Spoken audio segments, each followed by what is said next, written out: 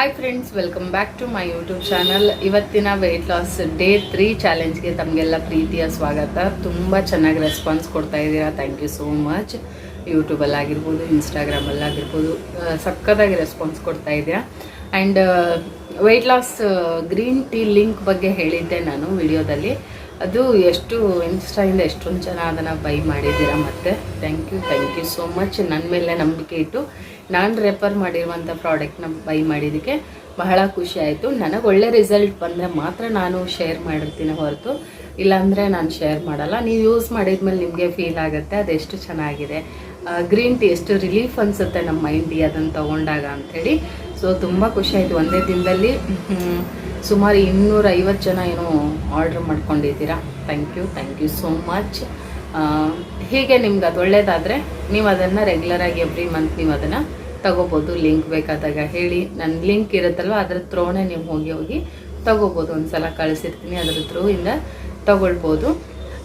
So ಬನ್ನಿ, ಈಗ video ಇವತ್ತು ಹೇಗೆಲ್ಲ ಹೋಯಿತು ನನ್ನ ವೆಯ್ಟ್ ಲಾಸ್ ಜರ್ನಿ ಅಂಥೇಳಿ ನೋಡ್ಕೊಂಬನ್ನಿ. ಇಷ್ಟ ಆಗಿದ್ದರೆ ಒಂದು ಲೈಕ್ ಮಾಡಿ, ಶೇರ್ ಮಾಡಿ, ಕಮೆಂಟ್ ಮಾಡಿ.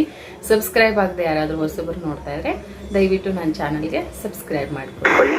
ಡೇ 3 ನನ್ನ ವೆಯ್ಟ್ ಲಾಸ್ ಚಾಲೆಂಜಲ್ಲಿ ಡಿಟಾಕ್ಸ್ ವಾಟರ್ ನಾನು ಇಲ್ಲಿ ಚೆನ್ನಾಗಿ ಒಂದು ಲೋಟ ಬಿಸಿನೀರು ಕಾಯಿಸ್ಕೊಂಡು 1 ಟೇಬಲ್ ಸ್ಪೂನಷ್ಟು ಸಬ್ಜಾ ಸೀಡ್ಸು, ಅರ್ಧ ನಿಂಬೆಹಣ್ಣು, ಅರ್ಧ ಟೇಬಲ್ ಸ್ಪೂನಷ್ಟು ಹನಿ ಬೇಡ ಅಂದರೆ ನೀವು ಸ್ಕಿಪ್ ಕೂಡ ಮಾಡ್ಬೋದು. ಇಷ್ಟನ್ನು ನಾವು ಡಿಟಾಕ್ಸ್ ರೀತಿಯಲ್ಲಿ ತೊಗೊಂಡ್ರೆ ಇದರಿಂದ ನಮ್ಮ ಬಾಡಿ ಕೂಡ ಕೂಲಾಗಿರುತ್ತೆ. ಆ್ಯಂಡ್ ವೆಯ್ಟ್ ಲಾಸ್ಗೆ ಇದು ತುಂಬಾ ಹೆಲ್ಪ್ ಮಾಡುತ್ತೆ. ನಮ್ಮ ಬಾಡಿನ ಕ್ಲನ್ಜ್ ಮಾಡುತ್ತೆ, ಡಿಟಾಕ್ಸ್ ಆಗಿ ಇಡುತ್ತೆ.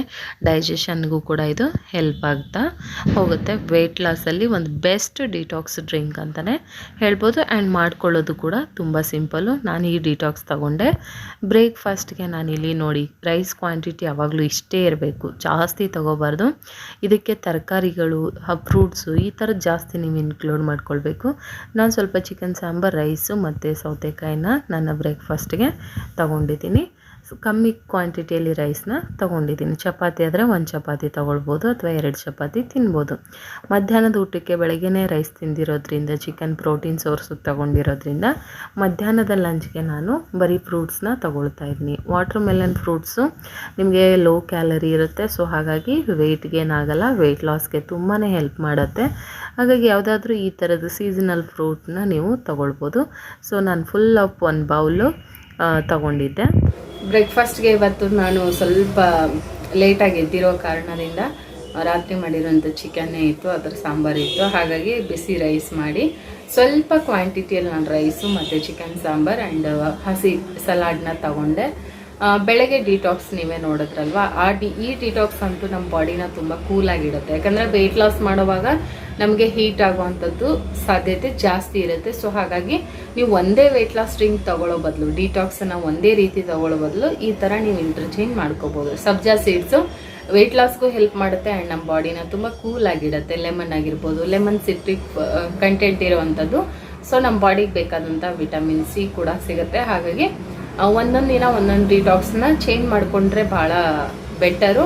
ಇಲ್ಲ ನಮಗೆ ಚೇಂಜ್ ಮಾಡೋಕ್ಕೆ ಟೈಮ್ ಇಲ್ಲ ಅನ್ನೋರು ಒಂದೇ ವೆಯ್ಟ್ ಲಾಸ್ ಪೌಡರ್ನ ನೀವು ಕಂಟಿನ್ಯೂ ಮಾಡ್ಬೋದು. ಗ್ರೀನ್ ಟೀ ಲಿಂಕ್ ತರಿಸ್ಕೊಂಡ್ಮೇಲೆ ಅದಕ್ಕೆ ಒಂದಷ್ಟು ಕಮೆಂಟ್ ಮಾಡ್ತಾಯಿದ್ರೆ ಅದನ್ನು ಖಾಲಿ ಹೊಟ್ಟೆಲಿ ಕುಡಿಬೋದು. ಖಂಡಿತವಾಗ್ಲೂ ಕುಡಿಬೋದು.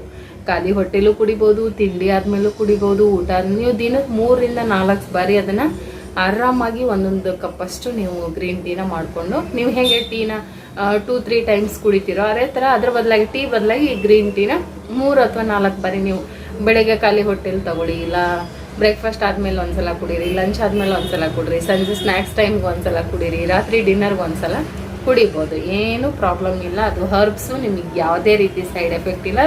ನಾನೇ ಅದನ್ನು ಯೂಸ್ ಮಾಡ್ತಾ ಇರೋದ್ರಿಂದ 4-5 ತಿಂಗಳಿಂದ ಗ್ಯಾರಂಟಿ ಕೊಡೋವಂಥದ್ದು. ಸೊ ಇದು ನೀವು ಹೆಚ್ಚಾಗಿ ನನಗೆ ಕ್ವಶನ್ ಕೇಳ್ತಾ ಇದ್ದಂಥದ್ದು. ಮತ್ತು ಕೆಲವರು ಕೇಳ್ತಾ ಇದ್ರಿ ಫ್ರೂಟ್ಸಲ್ಲಿ ಯಾವ ಫ್ರೂಟ್ನ ವೆಯ್ಟ್ ಲಾಸ್ಗೆ ತೊಗೊಳ್ಬೇಕು ಅಂತ. ಸೊ ಆ್ಯಪಲ್ ವೆಯ್ಟ್ ಗೇನ್ ಆಗಲ್ಲ. ಸೊ ಆ್ಯಪಲ್ ನೀವು ತೊಗೊಳ್ಬೋದು, ಸೀಬೆ ಹಣ್ಣು ತೊಗೊಳ್ಬೋದು, ಪಪ್ಪಾಯ ತಿನ್ನಿ ಚೆನ್ನಾಗಿ. ಕಾನ್ಸ್ಟಿಪೇಷನ್ ಪ್ರಾಬ್ಲಮ್ ಏನೇ ಇದ್ದರೂ ಕೂಡ ನಿಮ್ಗೆ ಕಮ್ಮಿ ಆಗ್ತಾ ಹೋಗುತ್ತೆ. ಆ್ಯಂಡ್ ಆರೆಂಜ್ ತೊಗೊಳ್ಬೋದು, ವಾಟರ್ ಮೆಲನ್, ಇವೆಲ್ಲ ನಿಮಗೆ ಲೋ ಕ್ಯಾಲರಿ ಇರುವಂಥ ಫ್ರೂಟ್ಗಳು. ಸೊ ಹಾಗಾಗಿ ನಿಮ್ಗೆ ಯಾವುದೇ ರೀತಿ ಜಾಸ್ತಿ ವೆಯ್ಟ್ ಗೇನ್ ಆಗಲಿಕ್ಕೆ ಹೆಲ್ಪ್ ಮಾಡಲ್ಲ ಇದು. ಬಟ್ ವೆಯ್ಟ್ ಲಾಸ್ಗೆ ತುಂಬ ಹೆಲ್ಪ್ ಆಗುವಂಥ ಫ್ರೂಟ್ಸ್ಗಳು, ಮರಸೇಬು ಅಂತ ಬರುತ್ತೆ ನೋಡಿ, ಅದು ಕೂಡ ತುಂಬ ಒಳ್ಳೆಯದು. ಅನಾನಸ್, ಸೊ ಪೈನಾಪಲ್ ಕೂಡ ನೀವು ತಗೊಳ್ಬೋದು. ಇಷ್ಟು ಫ್ರೂಟ್ಗಳು ನಿಮಗೆ ಯಾವುದೇ ರೀತಿ ವೇಟ್ಗೆ ಏನಾಗಲ್ಲ. ಇದನ್ನು ನೀವು ಎಷ್ಟೇ ತಿಂದರೂ ಕೂಡ ನಿಮ್ಗೆ ಏನಾಗಲ್ಲ. ಬಟ್ ಹಸಿ ತರಕಾರಿ, ಸೊಪ್ಪು ಇವೆಲ್ಲ ಪ್ರತಿಯೊಂದು ನಿಮ್ಮ ಊಟದಲ್ಲಿ ಇನ್ಕ್ಲೂಡ್ ಇರಬೇಕು. ಫಾಸ್ಟ್ ಫುಡ್, ಶುಗರ್ ಕಂಟೆಂಟ್ ಅಥವಾ ಡೀಪ್ ಫ್ರೈ ಮಾಡಿರುವಂಥದ್ದು, ಈ ಥರದ ಫುಡ್ಗಳನ್ನ ಆದಷ್ಟು ಅವಾಯ್ಡ್ ಮಾಡಿ. ಬಟ್ ಈ ಹೆಲ್ದಿ ಫುಡ್ನ ನೀವು ಹೇಗೆ ಬೇಕಾದರೂ ತೊಗೊಳ್ಬೋದು. ಜೋಳದ ರೊಟ್ಟಿ ತೊಗೊಳ್ಳಿ. ರೈಸ್ ತೊಗೊಂಡಾಗ ಸ್ವಲ್ಪ ಕ್ವಾಂಟಿಟಿ ಕಮ್ಮಿ ತೊಗೊಳ್ಳಿ. ರೈಸಲ್ಲಿ ಫೈಬರ್ ಇರುತ್ತೆ. ಸೊ ಹಾಗಾಗಿ ರೈಸು ಎವ್ರಿ ಡೇ 1 ಟೈಮ್ ಆದರೂ ನೀವು ರೈಸ್ ತಿನ್ನಲೇಬೇಕು. ತೀರಾ ರೈಸ್ ಬಿಡೋ ಆಗಿಲ್ಲ. ಸೊ ಕ್ವಾಂಟಿಟಿ ಕಮ್ಮಿ ಬೇಕಷ್ಟೇ, ರೈಸ್ನ ತಿನ್ನಿ. ಚಪಾತಿ ಆದರೆ ಮೀಡಿಯಮ್ ಸೈಜ್ 2 ಚಪಾತಿ, ಎಣ್ಣೆ ಬದಲಾಗಿ ತುಪ್ಪ ಬಳಸಿ. ಎಣ್ಣೆ ಆಯಿಲ್ ಕಂಟೆಂಟ್ನ ಎಷ್ಟು ಕಡಿಮೆ ಮಾಡ್ತಾ ಹೋಗ್ತೀವೋ ವೆಯ್ಟ್ ಲಾಸಲ್ಲಿ ಬೇಗ ಅಷ್ಟು ವೆಯ್ಟ್ ಲಾಸ್ ಆಗುತ್ತೆ. ಇಲ್ಲಾಂದರೆ ಮತ್ತೆ ನಾವು ವೆಯ್ಟ್ ಅದು ಸ್ಟ್ರಕ್ ಆಗುತ್ತೆ, ಇಲ್ಲ ವೆಯ್ಟ್ ಗೇನ್ ಆಗ್ತಾನೆ ಹೋಗುತ್ತೆ. ಸೊ ಹಾಗಾಗಿ ಸಕ್ಕರೆ, oil content, deep fry, fast ಫುಡ್ಗಳು, ಹೊರಗಡೆ ಊಟಗಳು ಇದೆಲ್ಲನೂ ಆದಷ್ಟು ಅವಾಯ್ಡ್ ಮಾಡಿ. ಚಾಟ್ಸ್ಗಳು ಇವೆಲ್ಲ ಮಾಡಿ ಹೆಲ್ತಿಯಾಗಿರೋದೆ ಮನೇಲೆ 2 ರೊಟ್ಟಿ ತಗೊಳ್ಳಿ. ಚೆನ್ನಾಗಿ ಪಲ್ಯಗಳು, ಸೊಪ್ಪಾಗಿರ್ಬೋದು, ಇನ್ನೇನು ತರಕಾರಿ ಆಗಿರ್ಬೋದು, ಪಲ್ಯಗಳು ತಗೊಳ್ಳಿ. ಪ್ರೋಟೀನ್ ಸೋರ್ಸ್ ಇರೋಂಥ ಪನ್ನೀರ್ ತೊಗೊಳ್ಳಿ, ಎಗ್ ತೊಗೊಳ್ಳಿ, ಫಿಶ್ ತೊಗೊಳ್ಳಿ, ಚಿಕನ್ ತೊಗೊಳ್ಳಿ. ಮಟನ್ನ ಸ್ವಲ್ಪ ಕಂಟ್ರೋಲ್ಡ್ ಆಗಿ ತಗೊಳ್ಳಿ, ಜಾಸ್ತಿ ತಗೊಳ್ಳಿ. ವೀಕ್ಲಿ ಒನ್ಸ್ ತಗೋಬೋದು, ಏನು ಪ್ರಾಬ್ಲಮ್ ಇಲ್ಲ. ಸೊ ಈ ಥರ ಎಲ್ಲ ಥರ ನಮ್ಮ ಬಾಡಿಗೆ, ನಮ್ಮ ಮೆಟಬಾಲಿಸಮ್ನ ಜಾಸ್ತಿ ಮಾಡಬೇಕಂದ್ರೆ ನಮಗೆ ಫುಡ್ ಕಂಟೆಂಟ್ ಬಹಳ ಮುಖ್ಯ.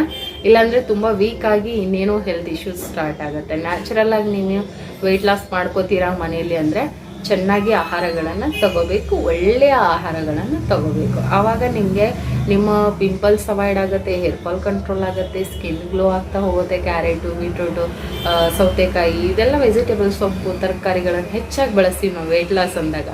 ಸೊ ಮಾಡಿ, ಜಾಸ್ತಿ ಕ್ವಾಂಟಿಟಿಯಲ್ಲಿ ಪಲ್ಯಗಳು ತಿನ್ನಿ, ಕಮ್ಮಿ ಕ್ವಾಂಟಿಟಿಯಲ್ಲಿ ರೈಸ್ಗಳ ತಗೊಳ್ಳಿ. ಚಪಾತಿನೂ ಕಮ್ಮಿ ಕ್ವಾಂಟಿಟಿಗೆ ತೊಗೊಳ್ಳಿ. ಸೊ ರಾಗಿ ಮುದ್ದೆ ಎಲ್ಲ ಥರ ಫುಡ್ ತೊಗೋಬೋದು. ನಿಮ್ಮ ಮನೇಲಿ ಏನು ಮಾಡ್ತಿರೋದು, ಉಪ್ಪಿಟ್ಟು, ಅವಲಕ್ಕಿ, ಪಲಾವ್ ಏನು ಮಾಡ್ತೀರೋ ಅದು ತೊಗೊಳ್ಳಿ.